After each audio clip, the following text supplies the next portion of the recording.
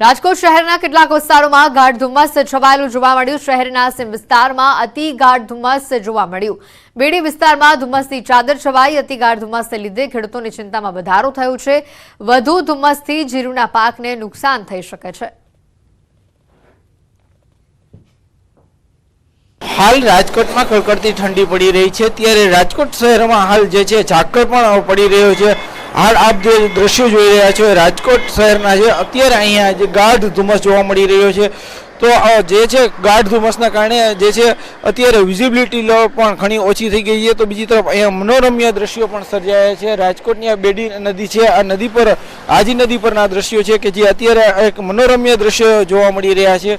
खास કરીને આ ઝાકળની જો વાત કરવામાં આવે તો જે અત્યારે એક બાજુ કડકડતી ઠંડી છે તો બીજી તરફ ઝાકળ છે।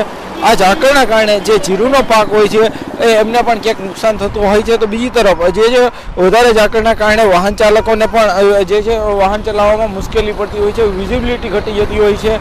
ખાસ કરીને રાજકોટ શહેરની વાત કરવામાં આવે તો રાજકોટ શહેરમાં જે છે ઘઉં, જીરું, લસણ સહિતના જે ખેત પાકો વાવવામાં આવતા હોય છે। આ ખેત પાકો માટે પણ આ ઝાકળ જે છે વધારે પ્રમાણમાં પડે તો એ નુકસાનકારક બનતો હોય છે।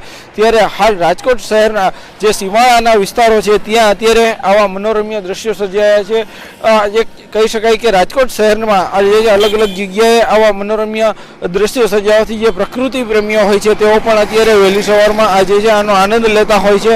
અને ખાસ કરીને જો વાત કરવા જઈએ તો આ ઝાકળ જે છે એક ખેડૂતો માટે ક્યાંક નુકસાનકારક છે તો પ્રકૃતિ પ્રેમીઓ માટે જે છે નજારો પણ બની રહ્યો છે। હાર્દિક જોશી, ન્યૂઝ 18 ગુજરાતી, રાજકોટ।